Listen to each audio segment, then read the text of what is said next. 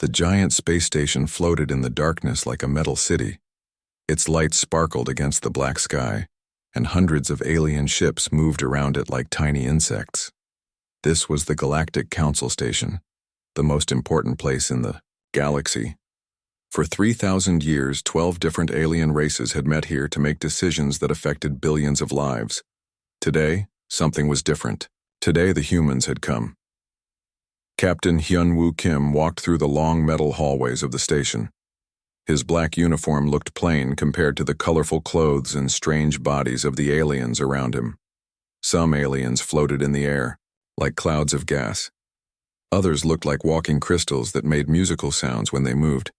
A few had too many arms or eyes or both. Hyun-woo had seen many strange things in his 40 years, but this place still amazed him.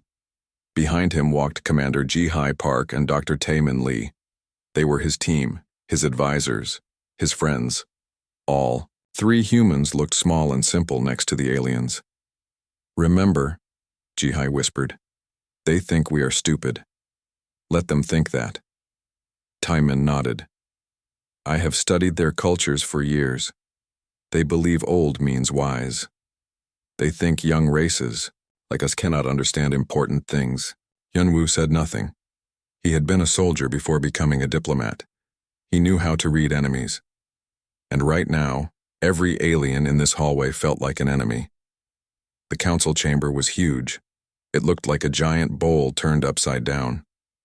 12 different sections held the representatives of each alien race. In the center was a small platform where visitors could speak. That was where Hyun-woo would stand. The humans took their seats in the visitor area.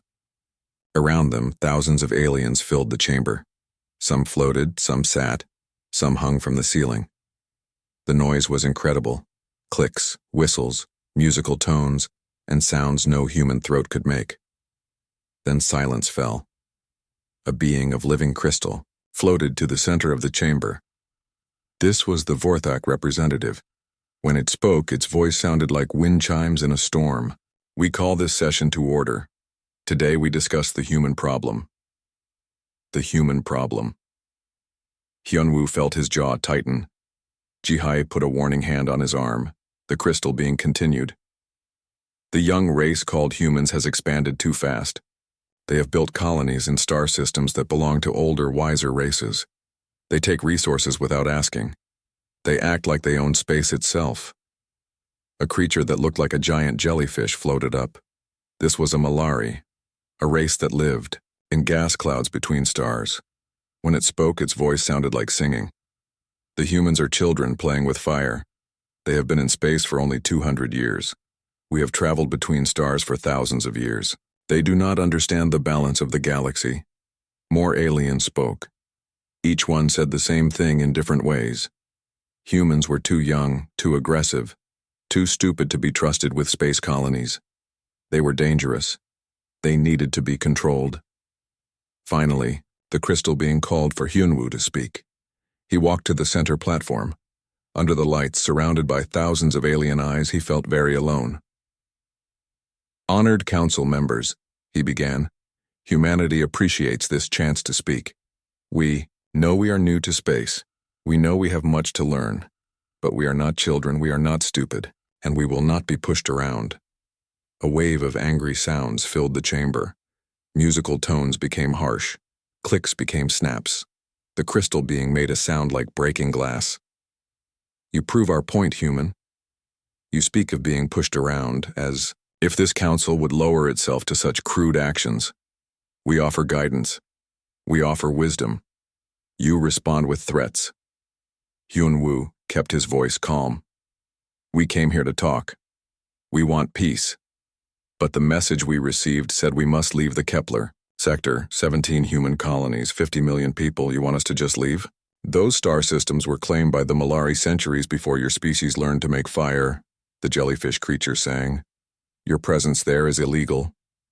"We found no evidence of Malari presence when we arrived," Hyun-woo replied. "No bases, no markers, no ships. Just empty worlds that we made into homes." "Claim does not require presence," the crystal being chimed. "The Malari explored those systems long ago. That gives them ownership rights under galactic law. Hyunwoo looked around the chamber. Every alien face, or what he thought were faces, looked down at him with the same expression. They had already decided. This was not a discussion.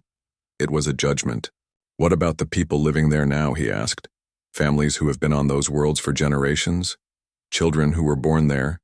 Do their lives mean nothing? They can relocate, the crystal being said simply. Young races adapt easily. It is one of your few advantages. And if we refuse? The chamber fell silent. The crystal being floated higher, and when it spoke, its voice carried a new tone. Danger. The Galactic Council has maintained peace for 3,000 years. We have done this by ensuring that all races follow the rules. Young races that refuse to follow rules become problems. Problems are solved. Around the chamber, alien ships could be seen through the windows, hundreds of them, maybe thousands, all belonging to races that had worked together for longer than human civilization had existed. Hyunwoo felt the weight of those ships, of those years, of the entire galaxy pressing down on him. But he also felt something else. Anger. The cold, controlled anger of a predator being cornered. How long do we have, he asked. 30 standard days, the crystal being replied. Remove all human presence from the Kepler sector. Ships, stations, colonies, everything. This is not a request. It is a command. The session ended. No more discussion. No chance to negotiate. The aliens began to leave, floating and walking and sliding away. Their job was done. Hyunwoo and his team walked back through the corridors in silence. Other humans on the station looked at them with worried faces. Everyone knew what had just happened. On their ship, a small Earth cruiser that looked tiny next to the alien vessels, Ji-Hai finally spoke. They have no idea what they just did, do they? Hyunwoo looked out at the massive alien fleet surrounding the station. Ships larger than cities, weapons that could destroy planets, shields that had never been broken in battle. 3,000 years of peace, he said quietly. They have forgotten the most important rule of war. What rule? Tae-min asked. Hyunwoo turned away from the window. His eyes were hard, like a soldier's eyes, like a predator's eyes. Never corner something that knows how to fight back. The emergency meeting room in the United Earth Government building was full of worried faces. President So Young-choi sat at the head of the long table, looking at the reports from the Galactic Council.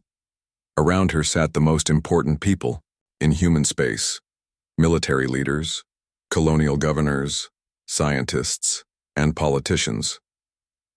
Admiral Dong-Hyun Nam stood up and activated the wall screen. It showed a map of human space with all their colonies marked as small dots of light. The Kepler sector glowed red, 17 worlds that the aliens wanted them to abandon. The situation is clear, Admiral Nam said in his deep voice. The Galactic Council has given us 30 days to remove 50 million people from their homes. If we refuse, they will use force. General Yoon Ji-yoon, head of the Colonial Defense Forces, shook her head. Moving 50 million people in 30 days is impossible. Even if we had enough ships, which we don't, where would we put them? Our other colonies are already full. Governor Min-Soo Hwang, who represented the Kepler colonies, slammed his hand on the table. Those people built those worlds with their own hands. They turned empty rocks into gardens. Now some jellyfish that has never even visited wants to kick them out. The Malari claim they explored those systems centuries ago, President Choi said calmly. Under galactic law, that gives them ownership rights. Galactic law, spat General Yoon. Laws we had no part in making. Laws designed by races that never had to fight for anything. Dr. Seok-jin Kang, the head of Advanced Weapons Research, had been quiet until now. He was a thin man with tired eyes, but when he spoke, everyone listened. The military situation is hopeless, he said simply. They have 100,000 warships spread across 12 races. We have less than 3,000 ships total. Their technology is better than ours. Their shields are stronger. Their weapons hit harder. So we surrender? Asked Governor Hwang angrily. Dr. Kang smiled, but it was not a happy smile. I said the Military situation was hopeless. I did not say we should surrender. He stood up and walked to the wall screen. With a touch, the display changed to show technical drawings and weapon designs. For the past 10 years, we have been working on special projects, weapons and tactics that other races would consider inappropriate. The aliens have lived in peace for 3,000 years. They have forgotten what real war looks like. Admiral Nam leaned forward. What kind of weapons? The kind that win wars, Dr. Kang replied. The aliens fight like gentlemen. Ships line up, exchange fire at long range, retreat when shields fail. Very polite, very civilized, very predictable. He touched the screen again. Images of strange ships appeared, vessels that looked more like missiles than spacecraft. Humans have never been civilized in war. We fight to win, not to look honorable. We use every advantage, every trick, every dirty move we can think of. The aliens think this makes us primitive. I think it makes us dangerous. President Choi studied the designs. These ships, they look like they are meant to ram other vessels. Among other things, Dr. Kang nodded. The aliens have never fought an enemy willing to sacrifice ships to destroy larger targets. They have never faced kamikaze tactics. They have never dealt with enemies who use their own destroyed vessels as weapons. General Yoon was reading over the technical specifications. These torpedoes, they target life support systems instead of shields. Why destroy a ship when you can capture it? Dr. Kang asked. Kill the crew? Take the vessel. Very efficient. The room was quiet. Everyone was thinking about what Dr. Kang was suggesting. War, but not the kind of war the galaxy had seen in thousands of years. War the way humans fought it. Admiral Nam broke the silence. Even with these weapons, we are still outnumbered 30-1. Numbers only matter if both sides fight the same way, President Choi said slowly. Dr. Kang, how long would it take to implement these designs? The prototypes are already built. We can begin converting existing ships immediately. Full production. Can start within a week. Governor Huang looked confused. You have been building secret weapons for 10 years? Why? Dr. Kang looked at President Choi, who nodded for him to continue. Because we knew this day would come, Dr. Kang said. The aliens have been watching us since we reached space. They have been making plans for us. We decided to make plans for them. Colonel Hyun-Soo Lim, who had been quiet during the meeting, finally spoke. What about the colonies, the people in Kepler sector? We evacuate the non-essential personnel, President Choi decided. Families with children, elderly, anyone who cannot fight. But we leave volunteers to defend the worlds. The aliens will see that as a military buildup, Admiral Nam warned. Good, President Choi replied. Let them see it. Let them know we are not going quietly. She stood up and looked around the room. Understand what we are deciding here. We are choosing war with 12 alien races that have worked together for 3,000 years. We are betting that human stubbornness and human creativity can beat superior numbers and superior technology. General Yoon nodded. It has worked before. David beat Goliath, the Greeks beat the Persians. Small countries have defeated empires throughout history. This is different, Admiral Nam said. This is not just one battle or one war. This is about whether humanity survives as a free species or becomes servants to aliens. Dr. Kang activated another display. This one showed human space from the alien perspective, a small cluster of stars surrounded by vast territories controlled by the Galactic Council. They see us as a minor problem, he explained, a young race that needs to be taught its place. They expect us to be reasonable, to negotiate, to surrender when faced with superior force. What do we do instead? President Choi asked, though she already knew the answer. We show them what happens when you threaten a species that conquered its own planet before it reached for the stars, Dr. Kang replied. We show them why humans are the only race that still remembers how to be killers. The meeting continued for hours. Plans were made, orders were given, messages were sent to every human world, every ship, every station. The word spread quickly through human space. The aliens wanted them gone, but humanity would not go quietly. On colonial worlds, volunteers lined up to join the defense forces. In shipyards, workers began installing the new weapons Dr. Kang had designed. In military bases, soldiers trained for battles unlike anything the galaxy had seen in millennia. 3 days later, President Choi stood before the cameras to record humanity's response to the Galactic Council. Her words were simple and clear. The Terran Federation formally rejects the Council's ultimatum. Human beings have the right to live on worlds they have legally settled and developed. Any attempt to forcibly remove human citizens will be considered an act of war against all humanity. She paused, looking directly into the camera. We suggest the Galactic Council reconsider their position. Humanity did not ask for this conflict, but we will finish it. The message was transmitted across the galaxy within hours. On the Council station, alien leaders watched the recording with amusement. The Crystal Vorthak representative made sounds like tinkling bells, their version of laughter. 3,000 ships against 100,000, it chimed to its companions. The humans choose extinction. They had no idea what they had just awakened.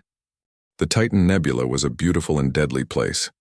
Clouds of glowing gas stretched for millions of kilometers, hiding asteroids and making sensors almost useless. It was the perfect place for an ambush, which was exactly why Captain Young-Soo Shin had chosen it. His ship, Soul's Pride, drifted silently through the colorful mists with its engines turned off. Around him, 2 other human destroyers waited in the darkness, Busan's Hammer and Inshin's Blade. Together, they made up Taguk Squadron, one of the smallest groups in the human fleet. Contact on long-range sensors, reported Lieutenant Commander Hee-Jin Oh from the weapons station. 8 ships moving in standard council formation. Young-Soo studied the display. The alien ships were arranged in a perfect line, exactly as their military manuals taught them. Shields up, weapons ready, scanning for enemies in all directions except the one place humans would hide. Ship types? He asked. 4 Vorthak crystal ships, 3 Malari gas hunters, and 1 Zephyrian dreadnought, Hye-Jin replied. The dreadnought is twice our size. Engineer Chief Wan-Ho Bei looked up from his console. Captain, that is a full patrol group. They have enough firepower to destroy a small planet. Young-Soo smiled. It was not a nice smile. Good. That means they will not expect us to attack them. The alien ships moved closer, their sensors searching the nebula for hidden human vessels. They knew humans were in this area. 3 merchant ships had gone missing here in the past week. What they did not know was that those ships had not been destroyed. They had been captured, their crews taken prisoner, their cargo holds emptied. Distance to targets? Young-Soo asked. 15,000 kilometers in closing, Hye-Jin answered. Still too far. The aliens would see them coming and have time to react. Young-Soo needed them closer. Much closer. All ships, prepare for Protocol Incheon, he said into his communicator. On the other ships, his fellow captains acknowledged the order. Protocol Incheon was named after an ancient human battle where a small force had defeated a much larger enemy through surprise and daring. It was also completely insane. Cut all power except life support, Young-Soo ordered. Make us look like debris. The lights on Soul's Pride went out. The engine stopped humming. The ship became cold and dark, drifting through the nebula like a piece of space junk. The other 2 destroyers did the same. On their sensors, the alien ship saw exactly what they expected. Chunks of metal floating in space. Probably pieces of destroyed human vessels. Nothing to worry about. The alien patrol moved closer, scanning, for living ships. Their commanders were confident and careless. After all, what could 3 small human ships do against 8 council vessels? 5,000 kilometers, Hye-Jin whispered. Young-Soo watched the alien formation approach. The crystal ships sparkled in the nebula's light. The gas hunters moved like living clouds. The massive dreadnought looked like a flying mountain. 3,000 kilometers. Almost close enough. Young-Soo could feel his heart beating faster. In a few seconds, his small squadron would either win a glorious victory or die in glorious failure. 1,000 kilometers. Now, all ships full power. Attack pattern Alpha. Target their engines first. Soul's Pride exploded to life. Lights blazed, engines roared, weapons charged. The two other destroyers did the same, appearing out of nowhere. Like hunting wolves. The aliens were caught completely off guard. Their sensors had shown nothing but debris, and suddenly 3 warships were among them at point-blank range. Torpedoes away, Hye-jin shouted. The human weapons were different from anything the aliens had seen before. Instead of trying to break through shields with brute force, they were designed to slip past defenses and target weak spots. They aimed for engine ports, sensor arrays, and life support systems. The nearest crystal ship shattered like glass as human torpedoes found the gaps in its structure. A Malari gas hunter burst into flames as its internal atmosphere ignited. The dreadnought's shields held, but its engines died, leaving it drifting helplessly. "Ramming speed," Young-Soo ordered. The aliens watched in horror as Soul's Pride accelerated, directly toward the largest crystal ship.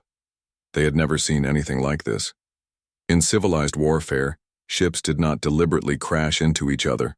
It was wasteful, barbaric, insane. It was also devastatingly effective.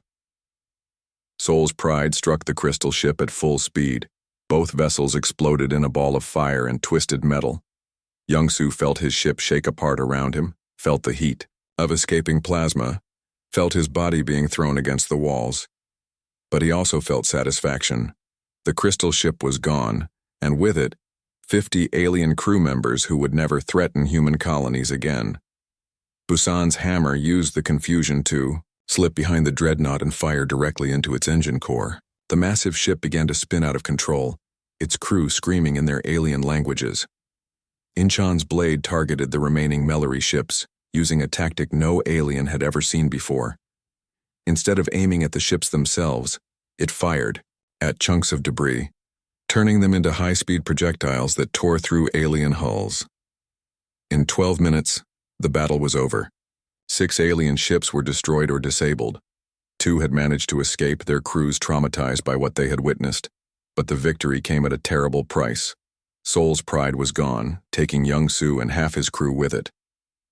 Incheon's blade was badly damaged, its hull cracked and its engines failing. Only Busan's hammer was still in fighting condition. Wonho, who had survived the destruction of Soul's Pride in an escape pod, was picked up by the remaining ships. As the ranking officer, command of the squadron fell to him. "Send a message. To Fleet Command," he ordered, his voice hoarse from breathing recycled air. "Tell them we have engaged and defeated an alien patrol group.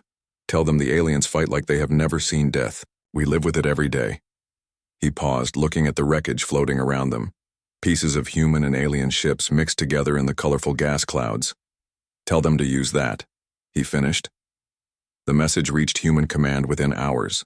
More importantly, one of the surviving alien ships also sent a report to the Galactic Council. The alien captain's words sent shockwaves through the council chambers. "They do not fight like a civilization," the captain reported, his voice shaking with fear. "They fight like beasts. Intelligent, organized beasts that want to watch us die. They destroyed their own ships to kill us. They used debris as weapons. They targeted our life support systems instead of our shields." The Crystal Vorthak representative listened to the report with growing disbelief. "You are saying that 3 small ships defeated 8 council vessels?" "I am saying that 3 human ships were willing to die to kill us, and we were not willing to die to kill them," the captain replied. "They have crossed a line we did not even know existed." Across the galaxy, other alien patrols began reporting similar encounters. Human ships that appeared from nowhere, fought with impossible tactics, and disappeared before reinforcements could arrive. Ships that rammed larger vessels, used friendly fire as a weapon, and seemed to care more about killing aliens than staying alive themselves. For 3,000 years, the galaxy had known peace. Wars were fought with rules, honor, and restraint. Civilians were protected, prisoners were treated well, and defeated enemies were allowed to surrender with dignity. The humans followed none of these rules. They fought like wild animals with starships and nuclear weapons. They showed no mercy, took no prisoners, and gave no quarter. Most terrifying of all, they seemed to enjoy it. Within a week, alien ship captains began requesting transfers to safer assignments. Patrol groups started traveling in larger formations. Some alien colonies near human space began evacuating their populations. The Galactic Council had wanted to teach humanity a lesson about respecting their elders. Instead, they were learning a lesson about what happened when you threatened a species that had never forgotten how to be predators. The war had begun, and already the aliens were discovering that their greatest advantage, superior numbers and technology, meant nothing against an enemy that fought without rules, without mercy, and without fear of death. In the ruins of the Titan Nebula, Wan Ho looked at the stars through his damaged ship's viewport. Somewhere out there, alien fleets were gathering to crush humanity once and for all. Let them come, he thought. They would learn what humans had always known, that sometimes the only way to win is to be willing to lose everything. 6 months after the war began, the impossible was happening. The Galactic Council, with their 100,000 ships and superior technology, was losing to humanity. Colonel Minho Ryu crouched in the ventilation shaft of a Vorthak supply station, listening to the crystal beings chiming nervously to each other below. His team of 12 human infiltrators waited behind him, their faces painted black and their weapons ready. The Vorthak had no idea that humans were inside their most secure facility. Why would they? The station was surrounded by defense platforms, guarded by military ships and protected by security systems that should have detected any intruder. But the Vorthak had made the same mistake as all the other alien races. They had built their defenses to stop other civilized species, beings who would attack openly, honestly, and with honor. They had never imagined facing enemies who would disguise themselves as refugees, hide in cargo containers, or crawl through air ducts like insects. Team Alpha report, Minho whispered into his communicator. In position at the power core came the reply from Sergeant Eugene Park. Ready to plant charges. Team Beta, report. At the command center, whispered Corporal Sungmin Kim. All. Targets identified. Minho smiled in the darkness. For 3 months, his infiltration teams had been striking at alien facilities throughout Council space. They posed as traders, refugees, or diplomats, gaining access to critical installations before revealing their true purpose. The aliens still could not understand how humans could lie so convincingly, or why they would sacrifice their lives for military objectives. To the Council races, war was something you fought with ships and weapons, not with deception and suicide attacks. Execute in 30 seconds, Minho ordered. Below him, the Vorthak continued their work, unaware that death was crawling above their heads.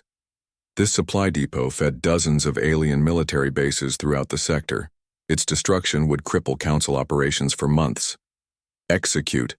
The power core exploded first, plunging the station into darkness. Emergency lighting flickered on, casting strange shadows on the crystal walls. The Vorthak began chiming in alarm, their musical voices rising to painful levels. Team Beta struck next, their weapons cutting down the alien commanders before they could send a distress signal. The crystal beings shattered like glass when hit by human bullets, their remains tinkling to the floor like broken wind chimes. Minho and his team dropped through ceiling panels into the main storage area. Rows of supplies stretched in all directions: food, ammunition, medical supplies, and fuel for hundreds of ships. Plant the thermite charges, Minho ordered. We have 5 minutes before their patrol ships arrive. His soldiers moved quickly and efficiently, placing explosives throughout the storage bays. The Vorthak security guards tried to stop them, but alien reflexes were no match for human training and desperation. Colonel, called Private Lee Jae-sung, we have a problem. Civilian workers are trapped in Section 7. Minho cursed. The original plan had been to evacuate all non-military personnel before the attack. But intelligence had been wrong. There were crystal children in the facility, beings too young to fight, but old enough to witness human brutality. For a moment, Minho hesitated. Killing enemy soldiers was one thing, killing civilians was another. But then he remembered the 50 million humans the Council wanted to drive from their homes, and his hesitation vanished. "Leave them," he ordered coldly. "This is war, not a rescue mission." The charges detonated as the human team escaped in stolen alien shuttles. The supply station broke apart like a crystal chandelier, its pieces spinning into the void. Along with military supplies, dozens of civilian workers died in the explosion. 3 star systems away, Major Soo-Jin Kim sat in her command center aboard, the stealth ship Shadow of Seoul, monitoring alien communication networks. Her job was psychological warfare, destroying alien morale and spreading fear throughout Council space. The reports flooding in from across the galaxy told the same story. Human attacks were becoming more frequent and more vicious. The enemy no longer just destroyed military targets. They left calling cards designed to terrorize alien populations. At a Malari gas harvesting station, humans had left images of Earth, predators with messages written in the local language. "The wolves are hunting." At a Zephyrian colony, they had broadcast recordings of human war songs before destroying the orbital defenses. Most effective of all were the prisoner interrogations. Captured alien officers were shown recordings of their destroyed ships, their dead comrades, their burning worlds. Then they were released to spread stories of human savagery throughout Council space. "Major," reported Lieutenant Kang Subin, "we are receiving evacuation requests from 17 alien colonies in this sector. They are abandoning their worlds rather than face human attack." Soo-Jin nodded with satisfaction. Fear was spreading faster than human ships could travel. Entire alien populations were fleeing at rumors of approaching human fleets. The psychological campaign was working perfectly. "What about the Nexus system?" she asked. "Admiral Park's ghost fleet has been spotted near the outer planets. The aliens are requesting massive reinforcements." Admiral Insu Park had become a legend in both human and alien space. His fleet of modified ships could appear anywhere without warning, strike hard, and vanish before enemy reinforcements arrived. The aliens had nicknamed him the Ghost of Andromeda after he destroyed 3 Council bases in a single night.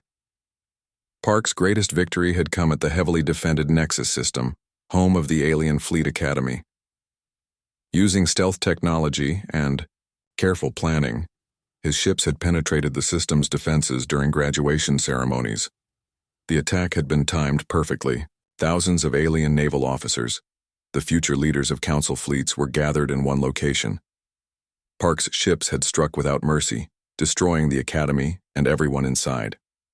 In one night, the aliens had lost an entire generation of military leadership. The psychological impact was devastating.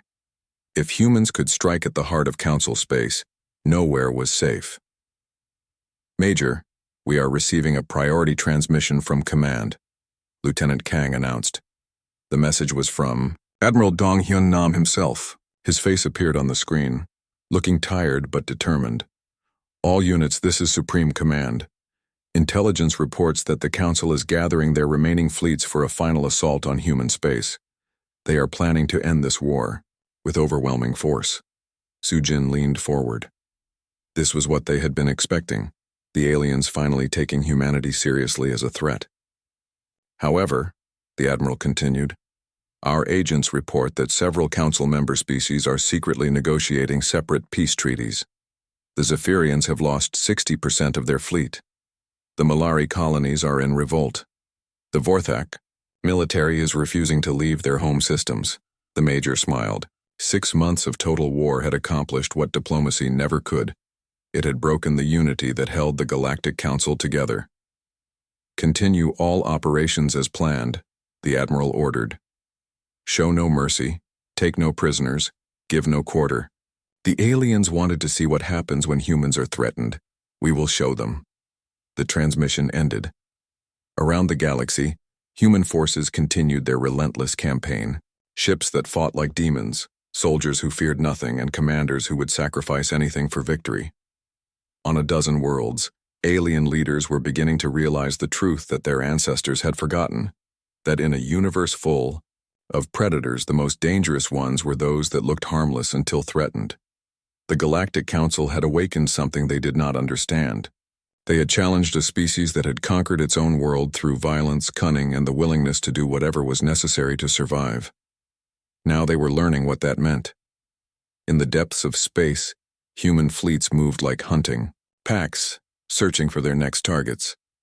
Behind them, alien worlds burned and alien ships drifted as lifeless hulks. Ahead of them, more enemies waited, still believing they could win through superior numbers and technology. They would learn otherwise. Humans had spent their entire history proving that sometimes the best weapons were not the biggest or most advanced, but the most ruthless and creative. The war was far from over, but already the outcome was becoming clear. The galaxy belonged to whoever was willing to fight hardest for it, and nobody fought harder than humans with their backs against the wall. 1 year after the war began, Fleet Admiral Kyung-ho Song stood on the bridge of his flagship, UES Dokdo, and watched the enemy fleet gather around Hegemony Prime. This was the capital system of the Galactic Council, the political center of alien civilization for 3,000 years. Around him, the largest human fleet ever assembled waited for his orders. 8,000 ships filled the darkness. Destroyers, cruisers, carriers, and the new Dreadnought-class vessels built with captured alien technology. Every ship carried weapons designed for one purpose: killing aliens. Fleet Status Report. Admiral Song ordered. "All ships report ready for battle," replied Captain Yun-Soo Han, who served as both his chief of staff and humanity's lead negotiator. The alien defense fleet numbers approximately 15,000 vessels, but intelligence suggests many crews are unreliable. Song nodded. After a year of total war, the Galactic Council was falling apart. 3 member species had already signed separate peace treaties with humanity. 2 others had recalled their fleets to defend their homeworlds. The remaining alien forces were demoralized, outfought, and terrified. "What about the orbital stations?" Song asked. 12 major platforms, each one larger than a city, reported Commander Jae-won Lee from the tactical station. "They have enough firepower to destroy planets, but our infiltration teams have been busy." Song smiled grimly. For months, human agents had been working inside the alien capital system, disguised as refugees or diplomatic personnel. When the battle began, those agents would sabotage critical systems and turn the station's own weapons against their crews. "Signal from the Council," announced Communications Officer Min Jung-seo. "They want to negotiate." "Put them through." The main screen flickered to life, showing the crystal form of the Vorthak Council speaker. The being that had once demanded humanity's surrender now looked like a broken chandelier, its light dim and flickering. "Admiral Song," the speaker chimed weakly, "surely we can find a peaceful solution to this conflict. The Council is prepared to discuss terms." Song's expression did not change. "The time for discussion was 1 year ago. You chose war. Now you will live with the consequences. But the destruction, the millions of lives lost, surely this has gone far enough." 50 million humans, Song replied coldly. "That was how many people you wanted to drive from their homes. Did you think they would go quietly? Did you think we would forget?" The alien leader's musical voice became desperate. "We made a mistake. The younger races deserve respect. We can share the galaxy in peace." "Peace?" Song laughed, but there was no humor in it. "You had 3,000 years of peace. You used it to grow soft and forget that the universe is not a gentle place. We used our few centuries to remember what you forgot." Around Hegemony Prime, the alien defense fleet tried to form battle lines, but many ships were already pulling back, their crews unwilling to face human forces in direct combat. Reports from across the galaxy told the same story: alien commanders who refused orders, crews who abandoned their posts, entire fleets that surrendered without firing a shot. "Admiral," reported Commander Lee, "our infiltration teams are in position. The orbital platforms are ready to be turned against the enemy fleet." Song looked at the tactical display. Thousands of alien ships surrounded the capital world, their formation loose and uncertain. In contrast, human vessels moved with deadly precision, each captain knowing exactly what was expected. "All ships," Song announced over the fleet communication system. "This is Admiral Song. Today we finish what the aliens started. Today we show the galaxy what happens when you threaten humanity. Attack." The human fleet moved forward like a pack of hunting wolves. The first wave consisted of fast destroyers and cruisers, ships designed to slip through enemy lines and strike at command vessels. Behind them came the heavy units, dreadnoughts carrying enough firepower to crack planets. The battle began when human infiltrators activated their sabotage programs. 3 orbital platforms suddenly turned their massive weapons on the alien fleet, cutting through friendly vessels before their crews could react. Explosions lit up the darkness as alien ships died by the dozen. The remaining platforms tried to target the approaching human fleet, but their shots went wild. Navigation systems failed. Targeting computers crashed, and life support began shutting down throughout the installations. Song watched with satisfaction as the largest platform, a crystal structure the size of a small moon, began breaking apart. Under the stress of its own weapons fire, millions of aliens lived and worked on that station. Now they were dying as their own defenses turned against them. First wave has engaged the enemy fleet, reported Commander Lee. Alien formation is collapsing. Several ships are requesting permission to surrender. No prisoners, Song ordered. No mercy, no quarter. The words were transmitted throughout the human fleet. Every captain, every gunner, every soldier knew what was expected. This was not a battle for territory or resources. This was extermination. Human. Ships tore through the alien formation like sharks through a school of fish. The new dreadnoughts used their captured alien technology to devastating effect, their weapons cutting through enemy shields as if they did not exist. Smaller vessels swarmed around disabled alien ships, finishing them off with point-blank fire. Captain Ju Hyuk Park commanded the destroyer Gwangju's Revenge, leading a squadron of fast attack ships against a group of Malari gas hunters. The jellyfish-like aliens tried to retreat into their protective cloud formations, but human torpedoes followed them into the gas, exploding in brilliant flashes that ignited the aliens' natural atmosphere. Target the life support systems, Park ordered. Kill the crew, capture the ships. It was a tactic the aliens still could not understand. Instead of destroying valuable vessels, humans preferred to kill their crews and steal their technology. It was efficient, practical, and absolutely terrifying to species that valued individual life over military objectives. Within 3 hours, the alien defense fleet was broken. Thousands of ships drifted dead in space, their crews killed by weapons that targeted life support instead of hulls. The surviving vessels fled toward the outer system, abandoning the capital world to its fate. But Song was not finished. The orbital platforms were still intact, their populations still alive. As long as the alien leadership survived, they might try to rebuild their empire. All heavy units target the remaining platforms, he ordered. Reduce them to debris. Sir, Captain Han said quietly, there are civilians on those stations. Billions of them. Song looked at her with eyes as cold as space itself. They chose this war. They demanded our surrender. They threatened our children.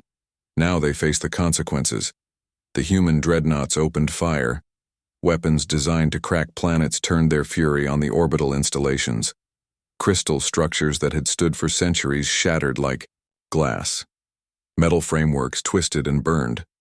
Atmosphere vented into space, carrying millions of alien lives with it. President So Young Choi watched the battle from Earth, surrounded by her advisors and military commanders.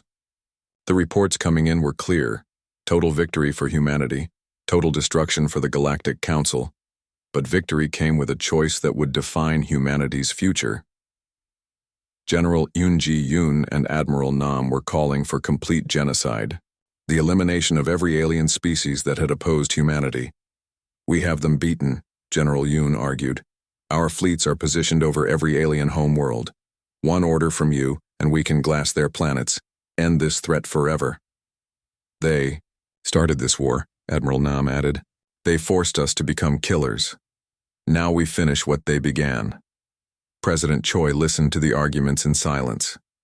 Outside her window, she could see the lights of Seoul, a city that existed because humans had learned to build as well as destroy. No, she said finally. We will not become the monsters they feared we were. She activated the communication system, sending her words directly to Admiral Song's flagship. Admiral, prepare terms for the aliens' surrender. Unconditional surrender, but not extermination. We will show them what human mercy looks like on Hegemony Prime. The surviving alien leaders huddled in underground bunkers as human ships filled the sky above their world. The crystal Vortex speaker was among them, his body dim and cracked from stress. "What do we do?" whispered a Malari representative, its gas cloud form flickering with fear. "We surrender," the speaker replied. "We beg for mercy from the species we tried to destroy."